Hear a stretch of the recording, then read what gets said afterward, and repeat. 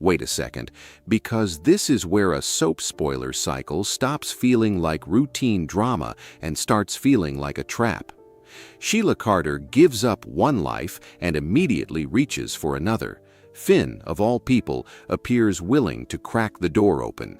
Steffy sees manipulation where Finn sees remorse, and while that emotional powder keg is building, Eric Forrester suddenly starts throwing his weight around in a way that feels less protective and more desperate.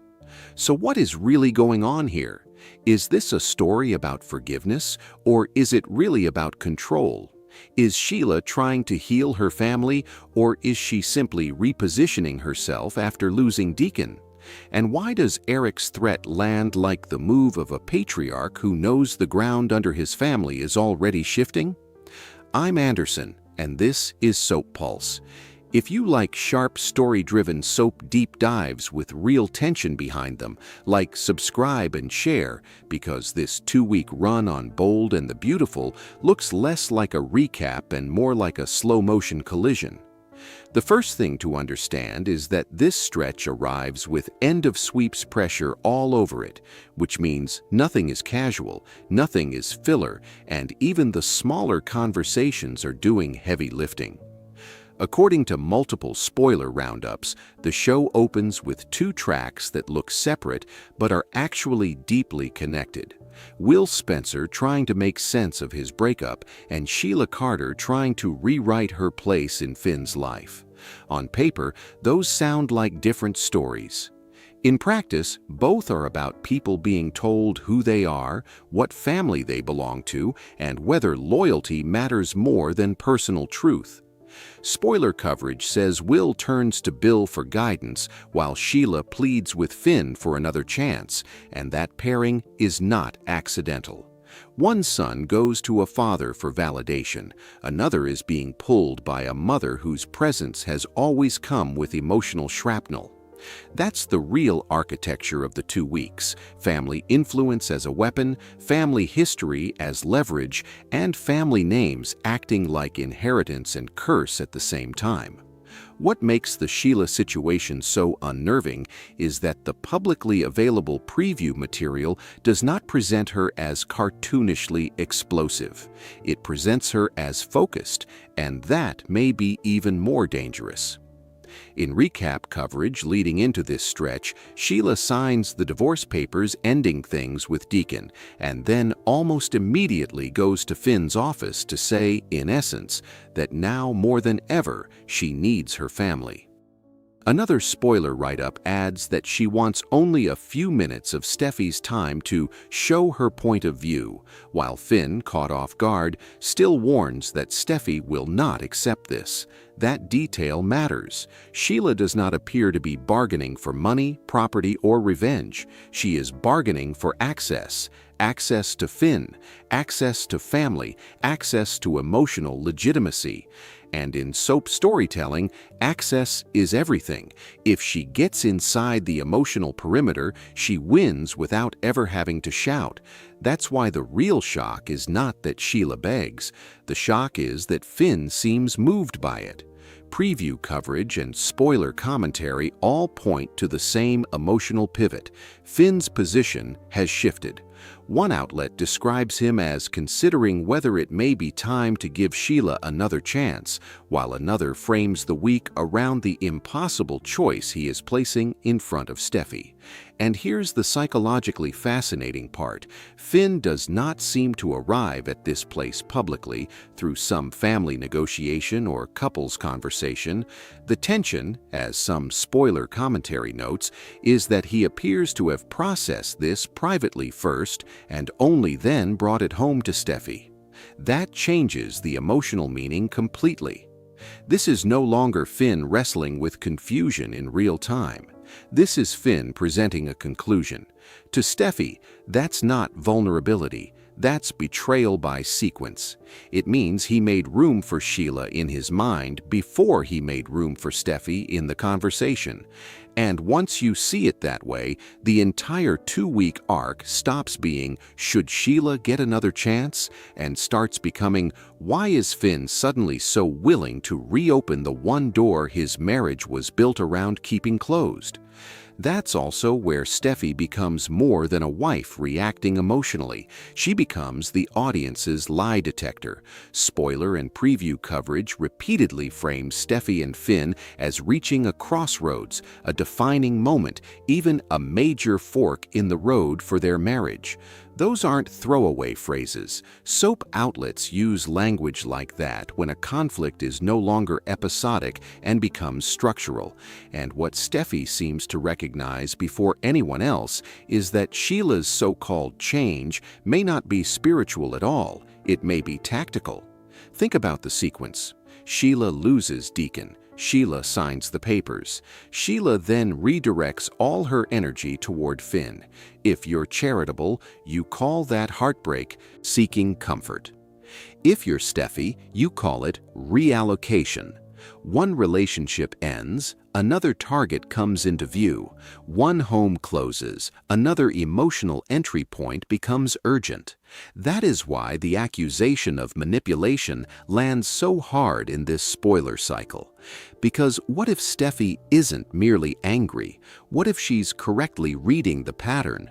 What if Sheila hasn't transformed so much as recalibrated? The story becomes even stranger when you realize that the show is placing this battle over motherhood and access right beside another story about family creation altogether. Daphne and Carter's baby plans hit a wall when Dr. Lee Finnegan delivers devastating news, and spoiler reports make clear this is not a brief setback played for a single episode's emotion.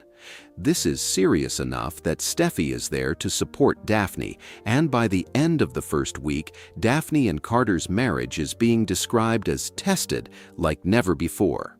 That parallel is incredibly smart. On one side of the canvas, Sheila is insisting on her right to family, her right to connection, her right to claim the role of mother. On the other side, Daphne is being told that the future she hoped to build may not arrive the way she imagined. One woman is fighting to get in.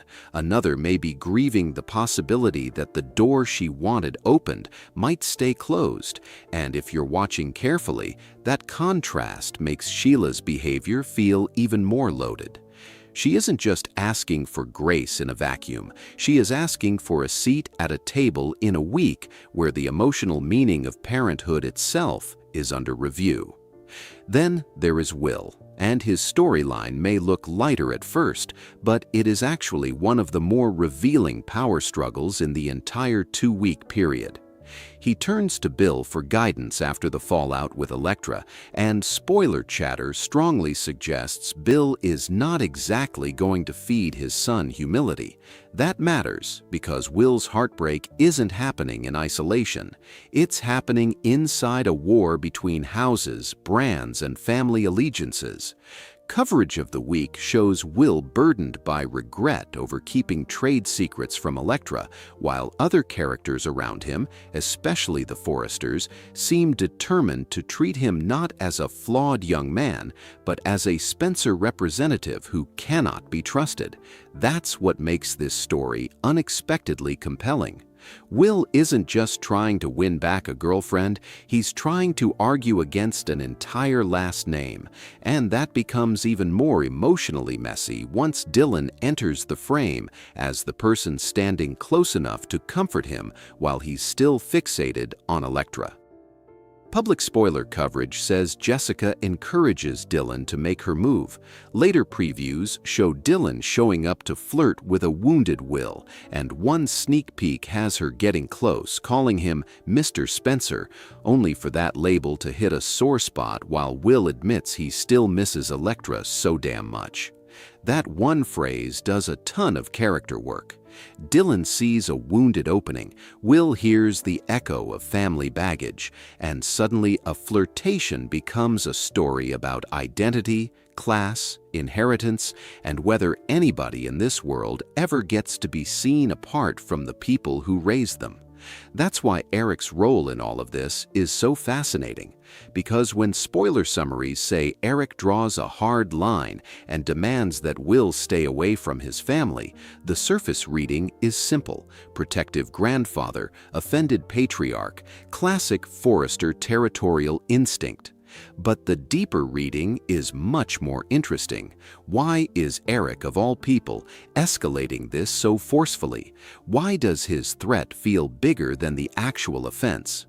One possible answer is staring us in the face through the fashion storyline. Spoilers repeatedly say Ridge and Eric are hoping the latest couture showing will shift attention away from Logan and back where they want it, on to Forrester.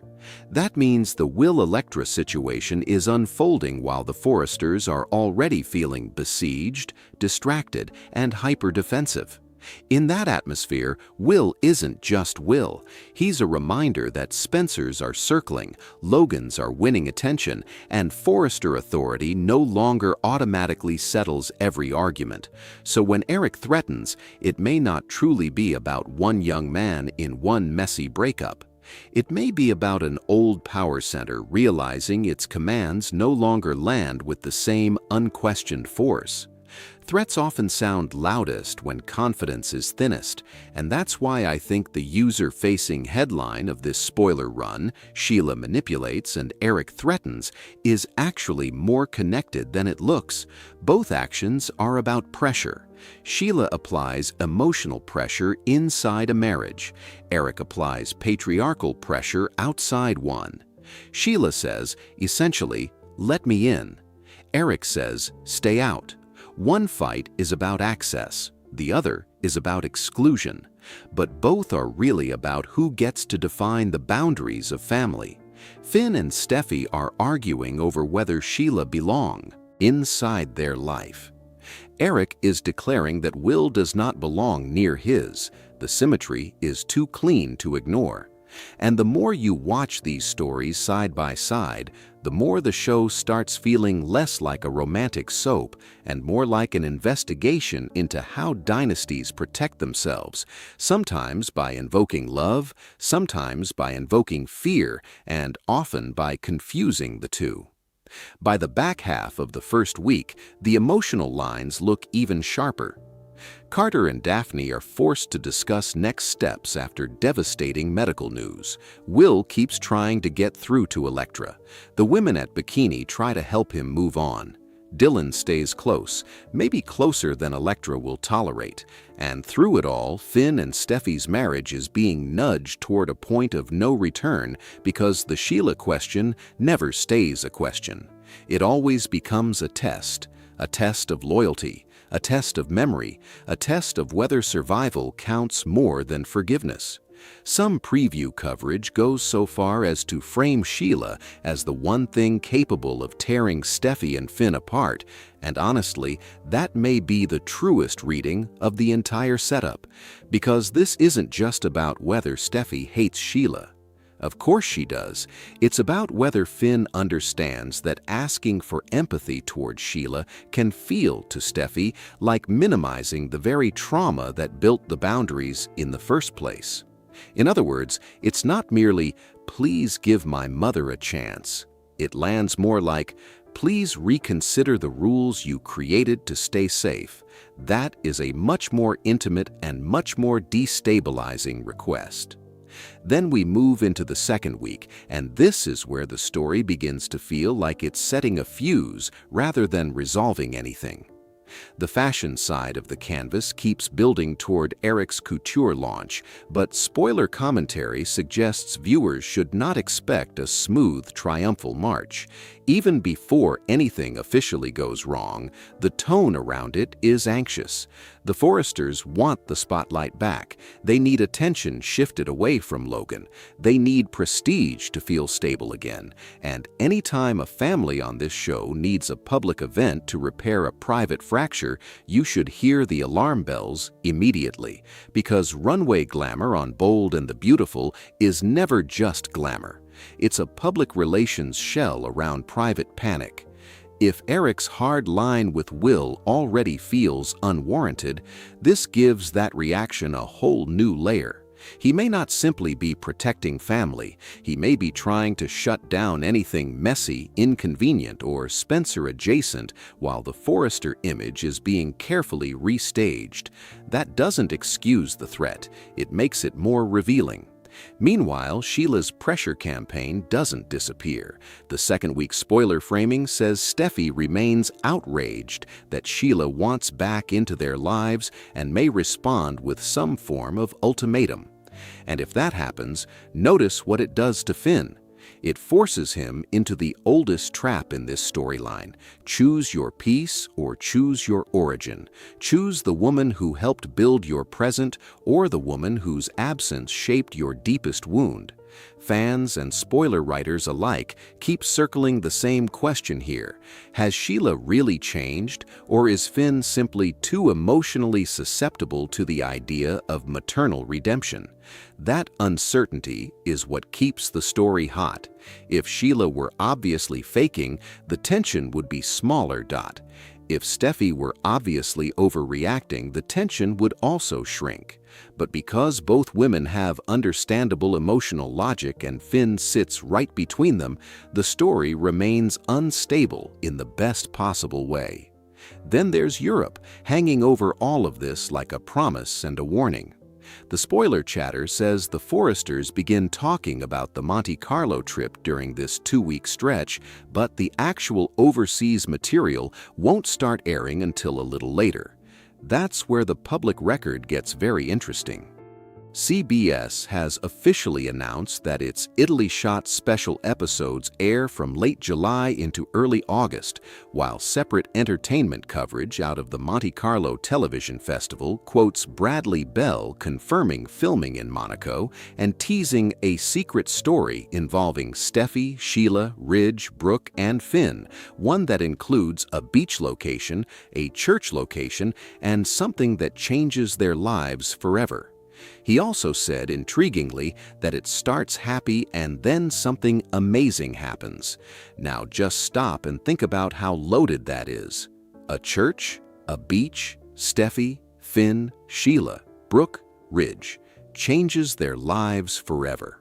If you're a long-time soap viewer, you know that combination does not whisper subtle domestic adjustment. It screams event. It screams reveal, rupture, proposal, disaster, reversal, or all of the above.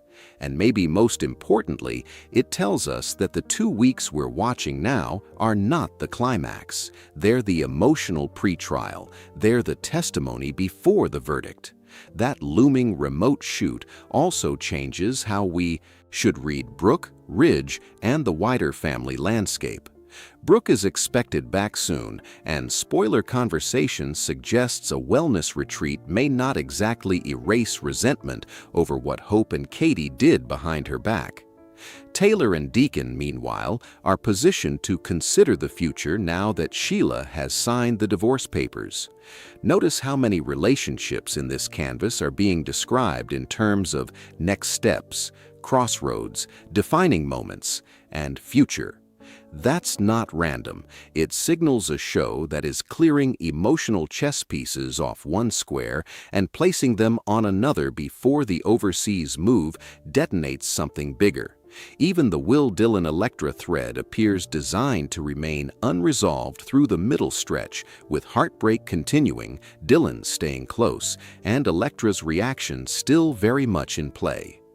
In other words, the show is not rushing to tidy anybody's feelings before Europe. It is preserving emotional instability because instability travels well. That's what makes those location episodes matter. They're not just pretty postcards, they're where emotional contradictions get exposed under brighter light. What is really going on here? I think the answer is bigger than Sheila, bigger than Eric, and even bigger than the individual spoilers. This 2-week run is about people trying to regain control over narratives that are slipping away from them. Sheila wants to control the narrative that she is no longer a threat and deserves to be seen as mother, not monster. Finn wants to control the narrative that compassion and boundaries can somehow coexist without tearing his marriage apart. Steffy wants to control the narrative that hard lines are still necessary, not cruel. Eric wants to control the narrative that the Forrester family remains untouchable, elegant, and in charge. Will wants to control the narrative that he is not simply another Spencer inheriting suspicion by bloodline. Dylan wants to insert herself into a story where vulnerability might open the door that loyalty never could. Daphne and Carter want to believe planning a future guarantees one, and the cruelest thing about good soap writing is that it knows exactly how to put all of those desires in motion at once until somebody's version of reality snaps. That's why the most powerful question at the end of this spoiler cycle may not be whether Sheila is manipulating Finn. It may be what happens if Steffy is right and Finn still can't stop himself. Because if that's the case, then Sheila doesn't need a grand scheme. She only needs patience. She only needs to remain calm long enough for someone else's hope to do the work for her. And the second most powerful question may not be why Eric threatens Will, but what his threat reveals about the state of the Forrester Empire. Strong families don't usually need theatrical warnings to prove they're in command. Frightened families do. Families under siege do. Families worried the wrong person, the wrong scandal, the wrong Spencer, or the wrong public humiliation could tip the balance do. By the time this stretch is over, the plot may still look like classic daytime mess: begging, flirting, breakups, diagnoses, ultimatums, couture, Europe, but the emotional truth underneath is a lot more unsettling. The people with the loudest demands are the ones who feel they're losing their place. The people trying hardest to forgive may be the ones least prepared for consequences, and the trip everyone is talking about in glamorous terms may be the stage where the private cracks finally become impossible to hide. That's what makes these spoilers so addictive. Not just the shock of Sheila getting closer, or the irritation of Eric overreaching, or the ache of Will still chasing Elektra while Dylan hovers. It's the feeling that everybody here is standing one decision away from exposing what they really are when love, family, power, and fear all start pulling in different directions. And when Bold and the Beautiful hits that zone, the story stops being about who's right. It becomes about who survives being wrong the longest.